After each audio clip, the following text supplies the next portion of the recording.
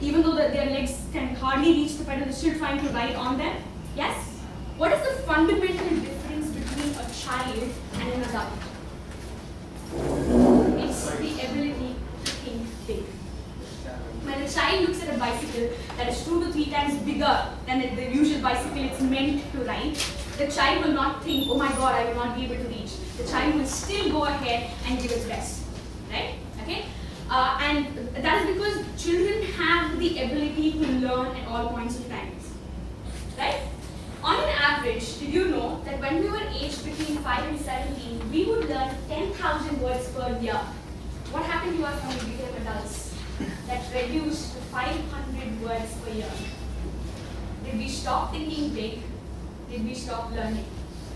Right? Let's just run through a very, very quick activity today. Since we're already divided into teams, I'm going to show every team one image. We're going to play this game called the blind man's test. Every team is going to be shown an image. You have to tell me what that image is called in English. It's an object, most likely. You can tell me what that image is called in English. Right? In case team A fails to tell us what that image is, we will declare team A as the blind team. And then we'll move on to team B. Is this clear? Alright? So we start with team A? Yes? Yeah? Alright. The first image for you all. It's a gavel. Excellent. Let's give team A a big round of applause. A hammer is a tool. A gavel is the judge's hammer.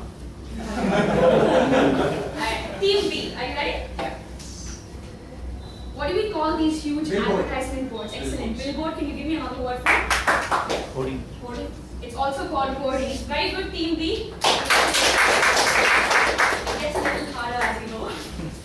Team A again. What do we call these benches that are used in churches? Carousel. Carousel. Carousel is basically the Yeah. merry-go-round. But good at that. What do we call this? It's a 4-letter English word. We've all seen this. What is it called? Shall I pass it on to team B? Aisle. Okay, it's a passage. Shall I pass it to team B? Bench. Bench. Bench. That was a very innocent attempt. Alright, let me give it away. They're called pews. Benches that we see in churches are called pews. Coming to team B. Ladder. Can you spell that please? L-E-A-D-E-L-E. Alright, very close. Let's give her a big round of applause. So the serving spoon is generally called a ladle. Okay? And a spatula is a smaller version that we use in our chemistry lab. This is called a ladle. Coming to team A. Are you ready? I think this you kind of got in the passages. They're called aisles. So I'm going to give you another question. What do you call an image that is Syllable. Can anyone give us a spelling? S-I-L-H-O-U-T-T-D-D. Alright, excellent. Alright, congratulations, team A. Team B, are you ready? Podium. Okay. Can anyone tell me the difference between a lectern and a podium? Podium is a stage. Alright. Ladle is the object podium.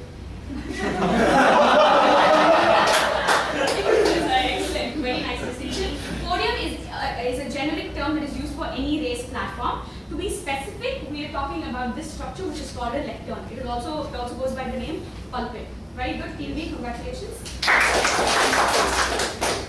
Team A. Alright. I will come back to you. Yes? Very close. What here? Excellent. Folded papers or folded edges of any book are called dog ears.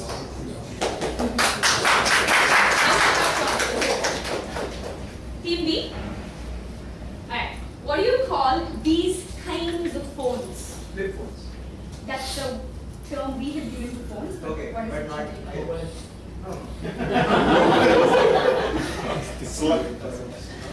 A phone that you open this way and you keep to your and see. What do you call these kind of phones?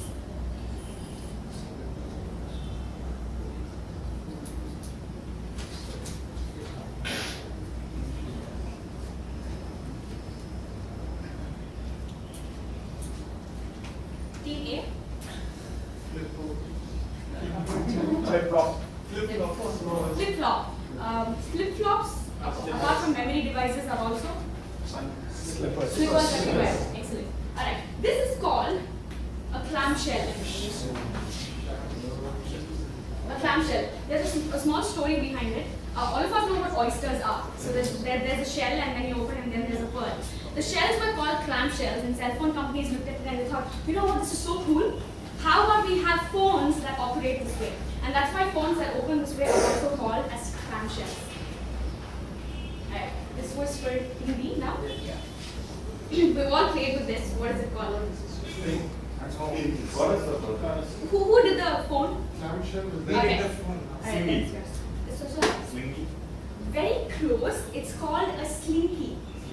Alright, that was quite difficult. Let's give Team A a round. It's called a slinky. Team B now.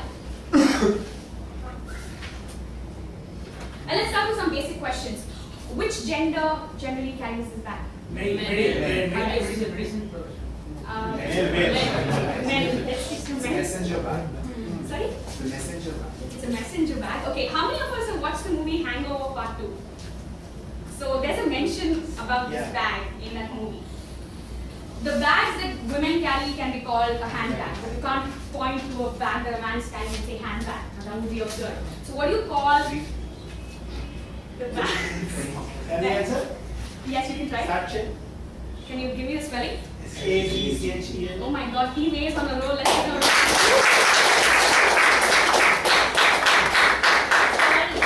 I think that Hangover did it all. Oh, you right. It's called a satchel. What do we call this? Team B. Sorry, Team A. Bowling pins. Bowling pins, or they are also called as skittles. Team B. And this is very easy. Yes, the Team B. It's called a limousine or a limousine. Yes, just to talk about different categories of cars, you call them a sedan or a saloon, and then you call the others as compact cars. And cars like Reva come under the category of subcompact. The next question goes to Team A. I think Narcovan, you should be able to guess this as well. Okay, it's kind of like a purse that women carry.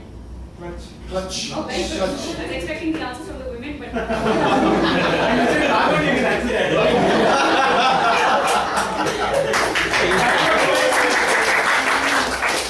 called a clutch. The last question for Team B. Hurdle or excellent. They are called barricades. We see a lot of them in Chennai. Right? They're called barricades. Alright. Now, the reason why we play this game that I've played across a lot of companies and a lot of youngsters is that there are objects that we see around ourselves. For example, what is this called? A marker. What is this? A remote. What is this? A laptop. How come we know what these objects are called when we kind of overlook some objects that we use in day-to-day lives? Right? That is because after a certain point in time, we stop learning. We stop being curious and asking questions like, I wonder what that is called in English. Or we're just so complacent and laid back with knowing what they're called in our native language. One of the importance of having a rich vocabulary is the sheer fact that it adds not just to our variety of words that we know, but it also adds to our general knowledge. Right? Let's go to the next activity. The next activity is called Scramble. Right? This is going to be mostly like a competition between Team A and Team B. I'm going to show a word on the screen, which is a jumbled word. So obviously you have to unscramble the word and give me the word. Can we use this board? Yes. Alright. So I'm going to keep a marker here. The team that comes up here first and writes the word on the board, the correct word on the board, will win that particular round. If you give me the meaning of the word as well, you will get additional applause from the audience. Alright? So it's going to be a competition between both of you. There's going to be a scrambled word on the board. You have to unjumble it or unscramble it. Come quickly, write down the word, and also give me the meaning of the word. Are we ready? Just to boost your morale, let's